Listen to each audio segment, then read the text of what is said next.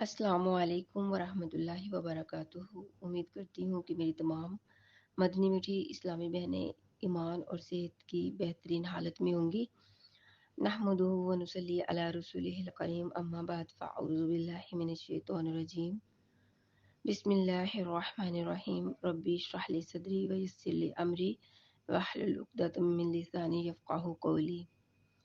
بسم اللہ الرحمن الرحیم، وآتو اور دو تم نساء عورتوں کو صدقاتہن مہر ان کے نحلا خوشی سے، فإن پس اگر طبنا خوشی سے دیں وہ لاکم واسطے تمہارے انشئین کسی چیز سے، من ہو اس سے، نفسن دل سے، فقولو پس کھاؤ تم اسے، ہنیئن مبارک، مریا خوشگوار۔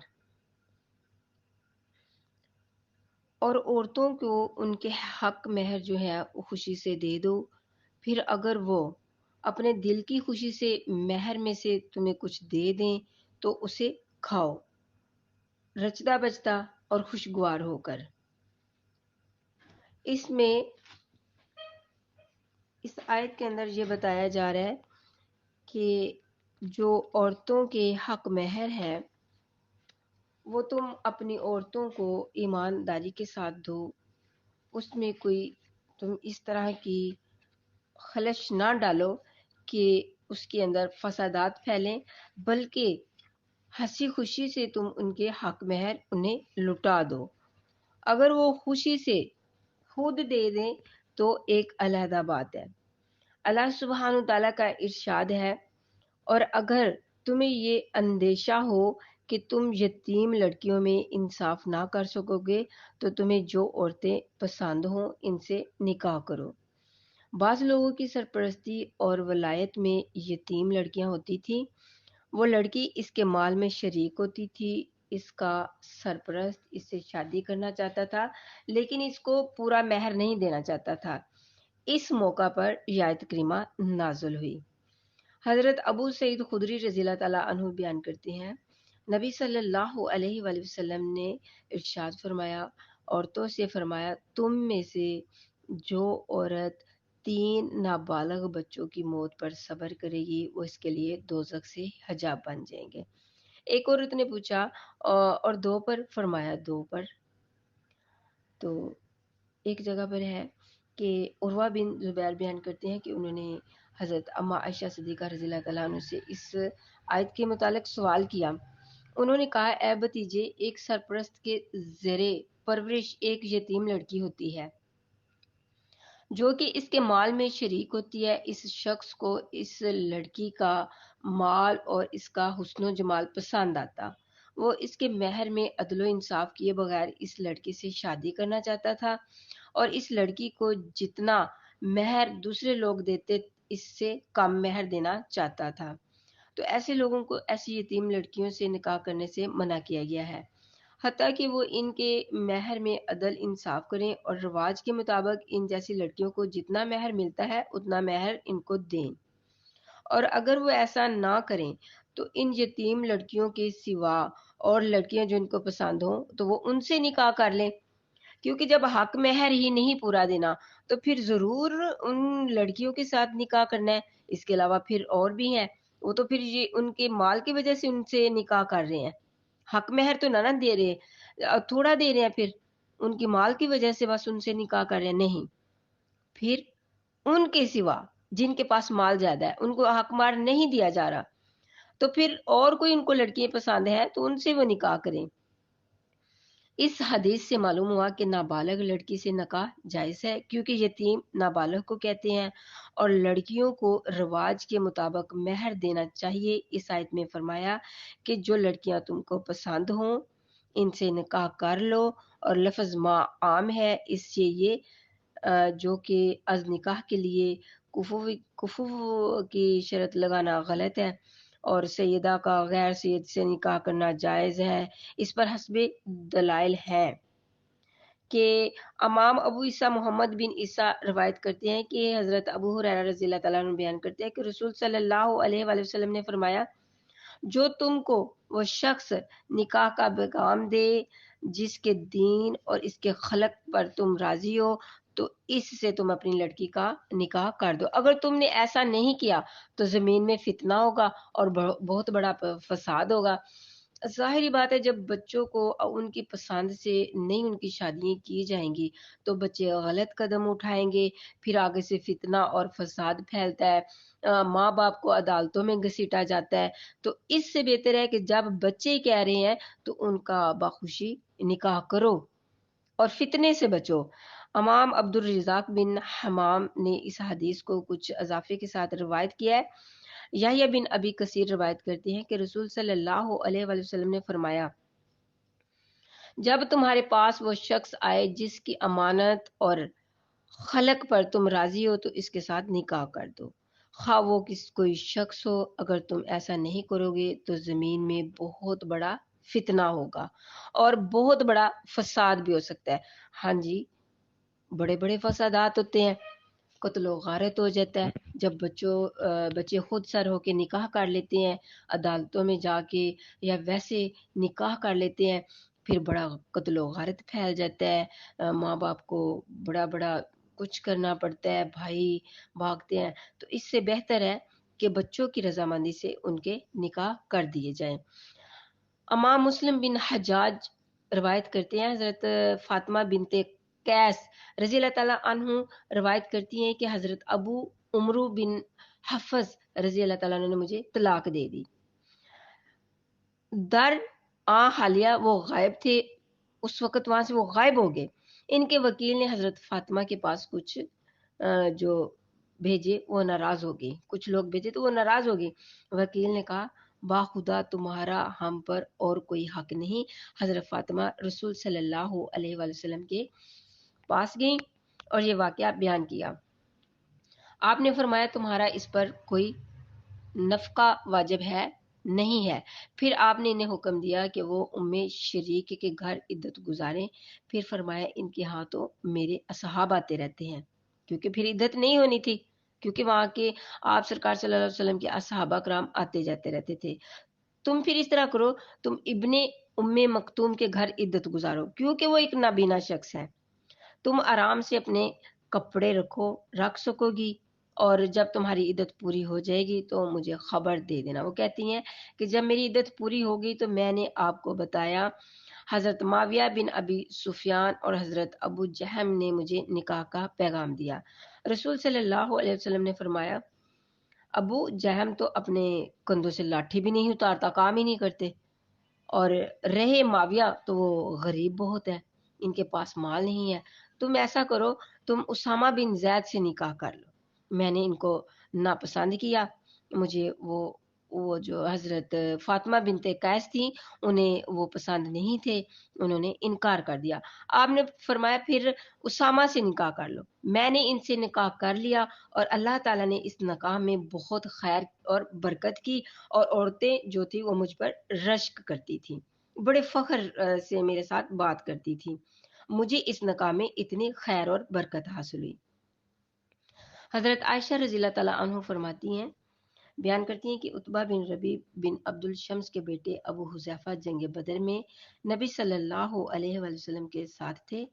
حضرت ابو حذیفہ نے سالم کو اپنا منہ بولا بیٹا بنا لیا تھا۔ سالم ایک انصاری عورت کے غلام تھے۔ حضرت ابو حذیفہ نے سالم کے ساتھ اپنی سگی بھتیجی ہند بنت الولید بن عتبہ بن ربیعہ کا نکاح کر دیا۔ اس حدیث میں یہ بھی مذکور ہے کہ ایک آزاد قریشیہ کا نکاح ایک غلام سے کیا جا سکتا ہے۔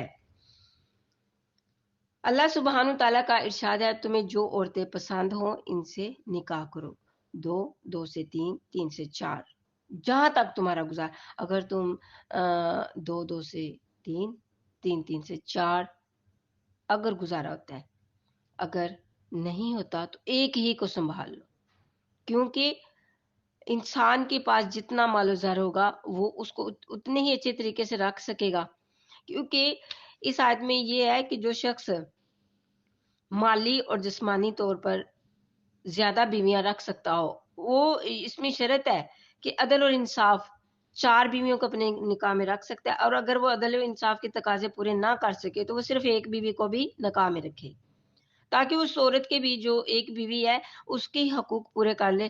چار کو پھر رکھ کے وہ کیا کرے گا؟ اپنے اوپر عذاب ڈالے گا. تو اس سے پھر پرہیز کرنا چاہیے.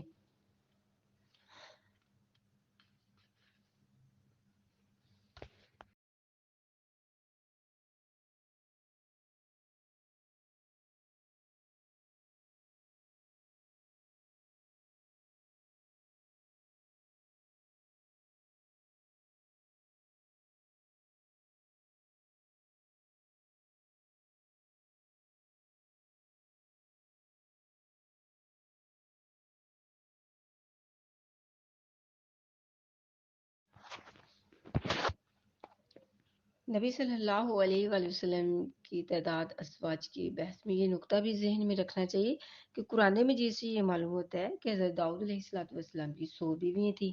اسی طرح احادیث میں بھی ہے کہ حضرت سلیمان علیہ السلام کی بھی 100 بیویاں تھیں. اور انبیاء علیہ السلام کو غیر معمولی قوت حاصل ہوتی ہے. امام محمد بن اسماعیل بخاری روایت کرتے ہیں، حضرت انس بن مالک رضی اللہ تعالیٰ عنہ بیان کرتے ہیں کہ نبی صلی اللہ علیہ وسلم رات اور دن کی ساتھ وحدہ میں تمام ازواج کو مشرف فرماتے، اور وہ 11 ازواج تھیں. حضرت قتادہ نے حضرت انس سے پوچھا کیا حضور صلی اللہ علیہ وسلم اس کی طاقت رکھتے تھے؟ حضرت انس نے کہا ہم آپس میں یہ کہتے تھے کہ آپ کو 30 مردوں کی طاقت ہے. اور ایک اور سند سے قتادہ سے یہ روایت ہے کہ آپ صلی اللہ علیہ وسلم کی 9 ازواج تھیں. صحیح الاسماعیلی میں ہے کہ آپ کو 40 مردوں کی طاقت تھی. امام ابو نعیم نے مجاہد سے حیلۃ الاولیاء میں روایت کیا ہے کہ آپ کو 40 جنتی مردوں کی قوت دی گئی. اور امام ترمذی نے جامعہ ترمذی میں حضرت انس رضی اللہ تعالیٰ عنہ سے روایت کیا ہے کہ جنت میں مومن کو اتنی یعنی کہ عورتوں سے جمع کی قوت دی جائے گی کہ عرض کیا گیا یا رسول اللہ کیا مومن کو اتنی قوت دی جائے گی، اس کے اندر اتنی قوت ہوگی؟ آپ نے فرمایا مومن کو 100 مردوں کی طاقت ہوگی. یہ حدیث صحیح غریب ہے، اور امام ابن حبان نے اپنی صحیح میں حضرت انس سے روایت کیا ہے کہ جب ہم 40 کو 100 سے ضرب دیں تو حاصل ضرب 4000 کے برابر ہوگا. اور ابن العربی نے لکھا ہے کہ آپ کو 4000 مردوں کی طاقت تھی. پھر اس کے باوجود آپ کھانے پینے اور جمع کرنے میں کس قدر ضبط سے کام لیتے تھے، کس قدر امن سے کام لیتے تھے.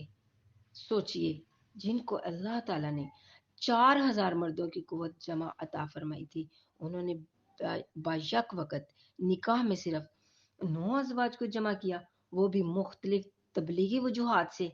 اور یہ تعداد ازواج بھی 54 سال کی عمر سے شروع ہوا، اور 61-62 سال کی عمر میں جا کر 9 ازواج اکٹھی ہوئی.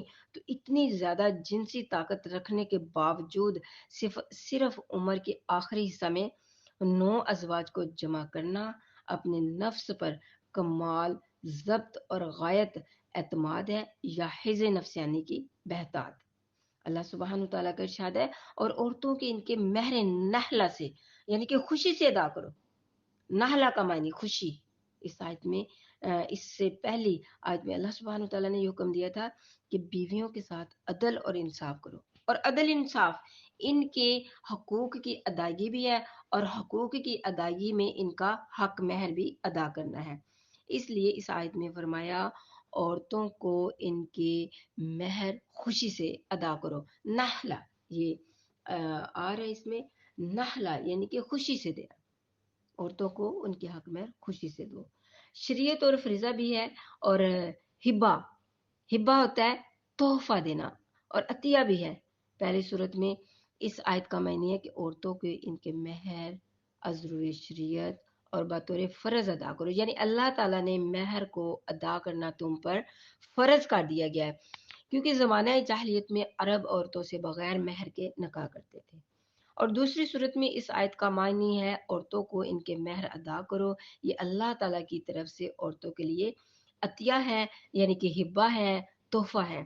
نحل کا معنی کسی کام کو خوشی سے کرنا بھی ہے۔ اس صورت میں یہ معنی ہے کہ عورتوں کو ان کے مہر خوشی سے ادا کرو اور اس کی ادائیگی میں دل تنگ نہ کرو۔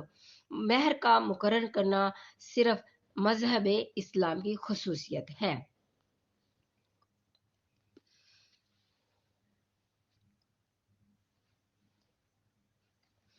حضرت عائشہ رضی اللہ تعالیٰ عنہ سے اس روایت کے متعلق سوال کیا گیا کہ حضرت عائشہ نے فرمایا ایک یتیم لڑکی اپنے سرپرست کے زیر پرورش ہوتی تھی، وہ اس کے حسن اور اس کے مال کی وجہ سے اس کی طرف راغب ہوتا تھا اور اس جیسی لڑکیوں کے مہر سے کم مہر مقرر کر کے اس سے نکاح چاہتا تھا، تو ان کو ان یتیم لڑکیوں کے ساتھ نکاح کرنے سے منع کر دیا گیا کیونکہ وہ ان کے مال کی وجہ سے ان سے نکاح کرتے تھے اور وہ ان کو حق مہر بھی پورا نہیں دیتے تھے، ورنہ وہ ان کے علاوہ دوسری عورتوں سے نکاح کر لیں۔ اگر وہ ان کو حق مہر نہیں ادا کر سکتے، ان کے مال کی وجہ سے ان سے نکاح کر رہے ہیں اور ان کو حق مہر نہیں دے سکتے، تو وہ اور کسی عورت سے نکاح کریں۔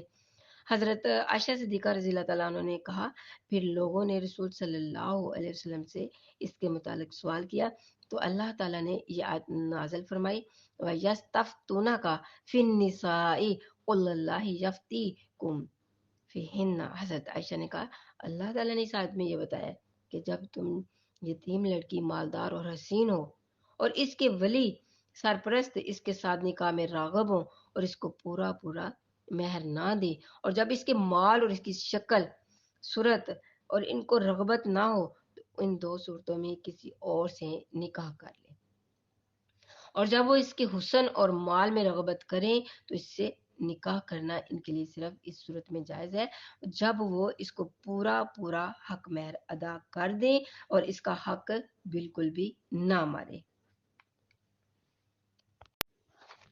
امام احمد بن حنبل روایت کرتے ہیں، حضرت صاحب بن سنان رضی اللہ تعالیٰ عنہ بیان کرتے ہیں کہ رسول صلی اللہ علیہ وسلم نے فرمایا جس شخص نے کسی عورت کا مہر مقرر کیا اور اللہ کو علم ہے کہ اس کا ارادہ مہر ادا کرنے کا نہ تھا، اس شخص نے اس عورت کو دھوکہ دے کر اس کی فرج کو حلال کر لیا، قیامت کے دن وہ اللہ سے زانی ہونے کی حالت میں ملاقات کرے گا، کیونکہ اللہ کو تو پتہ تھا اس کے دل کا۔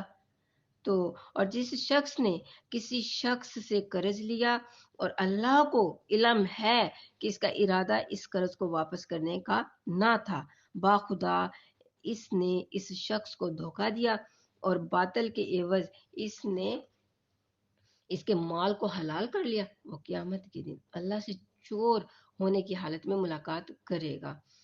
میمون امام ابو قاسم سلیمان بن احمد طبرانی روایت کرتے ہیں، میمون کردی اپنے والد سے روایت کرتے ہیں کہ میں نے رسول صلی اللہ علیہ وسلم کو یہ فرماتے ہوئے سنا ہے کہ جس شخص نے کسی عورت سے شادی کی، خواہ اس کا مہر کم ہو یا زیادہ اور اس کا ارادہ اس کو مہر ادا کرنے کا نہیں تھا، اس نے اس عورت کو دھوکہ دیا اور اگر اس نے اس عورت کا حق ادا نہیں کیا تو وہ قیامت کے دن اللہ سے زانی ہونے کی حالت میں ملاقات کرے گا۔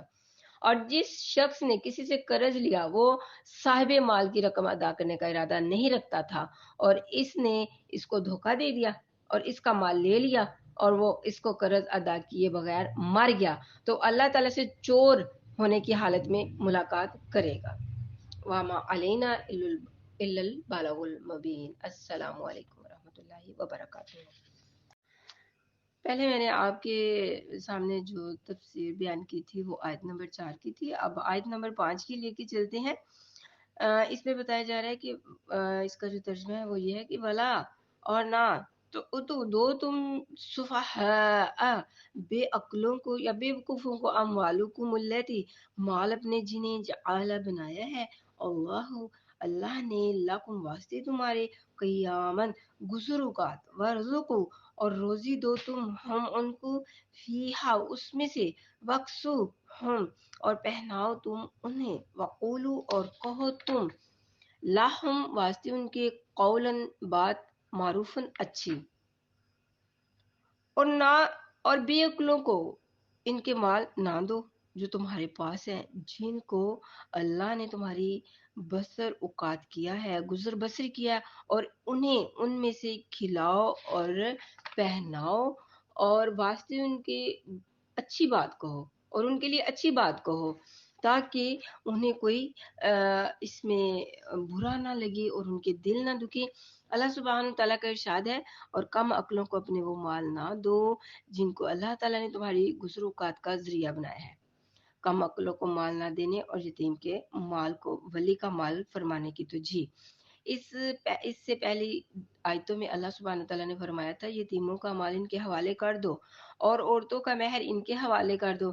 اس آیت میں یہ بتایا ہے کہ یہ حکم اس وقت ہے جب یتیم یا تمہاری منکوحہ عاقل بالغ ہو، اور جب وہ عاقل بالغ نہ ہو تو ان کے اموال کو اپنے پاس حفاظت سے رکھو، اس میں پھر خیانت نہ کرو کہ اس طرح سے کہ جب مال دینے پہ آؤ اور اچھا کپڑا ان کا جو تھا وہ اپنے پاس رکھ لو اور برا کپڑا ناقص انہیں دے دو اور کہو لو جی پورا ہو گیا کام۔ نہیں، اور جب وہ بالغ ہو جائیں اور ان کی عقل پختہ ہو جائے تو ان کے اموال ایمانداری کے ساتھ ان کے حوالے کر دو۔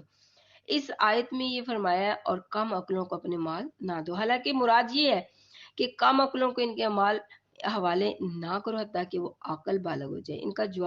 اس کا جواب یہ ہے کہ یتیم کا مال اس کے ولی اور سرپرست کی تحویل میں رہتا ہے اور حفاظت میں رہتا ہے۔ اس ادنا مناسبت کی وجہ سے یتیم کے مال کی اس کے سرپرست کی طرف نسبت کر دی گئی۔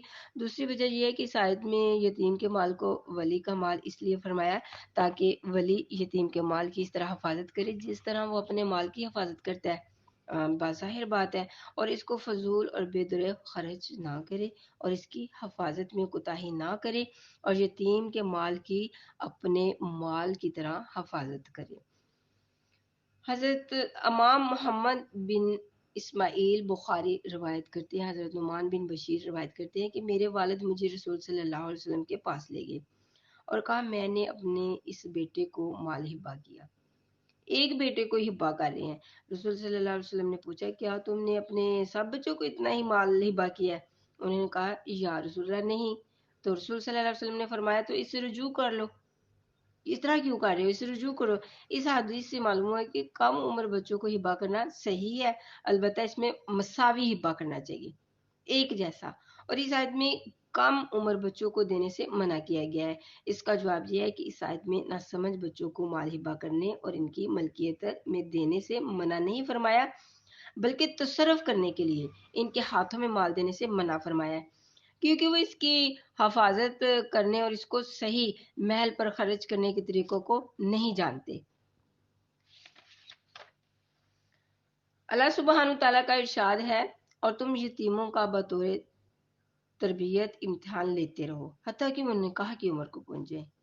لڑکے اور لڑکی کی بلوغت کا معیار، لڑکے کی جو بلوغت کی علامت اور احتلام اور انزال ہے، اور لڑکی کے بلوغ کی علامت احتلام، حیض اور حمل ہے۔ فرق واضح بتا دیا اللہ سبحانہ تعالیٰ نے لڑکی میں اور لڑکے میں۔ اگر ان دونوں میں ان میں سے کوئی علامت نہ پائی جائے تو ان دونوں کو 15 سال کی عمر میں بالغ قرار دیا جائے گا، اسی پر فتویٰ ہے۔ اس سے ہمیں یہ معلوم ہوا کہ زیر ناف بالوں کے ظہور کو بلوغ میں اعتبار کوئی نہیں ہے۔ 15 سال کی عمر امام ابو یوسف اور امام محمد کا بھائی قول ہے کہ ائمہ ثلاثہ کا بھی یہی مذہب ہے، اور امام اعظم کے نزدیک لڑکے کے لیے 18 سال کی اور لڑکی کے لیے 17 سال بلوغت کا معیار ہے۔ جمہور کی دلیل یہ ہے کہ حضرت عبداللہ بن عمر کی عمر جنگ احد میں 14 سال تھی، وہ جہاد کے لیے آئے تو آپ نے قبول نہیں کیا، اور 1 سال بعد 15 سال کی عمر میں جنگ خندق میں پیش ہوئے تو آپ نے قبول فرما لیا۔ شامی میں اس میں بتایا جا رہا ہے کہ اس وقت تک جب تک وہ اپنی بلوغت کو نہ پہنچے اور ان کی عمر صحیح نہ ہو جائے تو ان کے مال ان کے حوالے نہ کرو۔ اللہ سبحانہ تعالیٰ کا ارشاد ہے اور یتیم کا جو ولی ان کے پاس سے مستغنا ہو وہ ان کا مال کھانے سے بچتا رہے، اور جو حاجت مند ہو وہ دستور کے ساتھ موافق کھا لے اور پھر اچھے طریقے سے وہ واپس کر دے۔ وَمَا عَلَيْنَا إِلَّا الْبَلَاغُ الْمُبِينُ۔ السلام علیکم ورحمۃ اللہ وبرکاتہ۔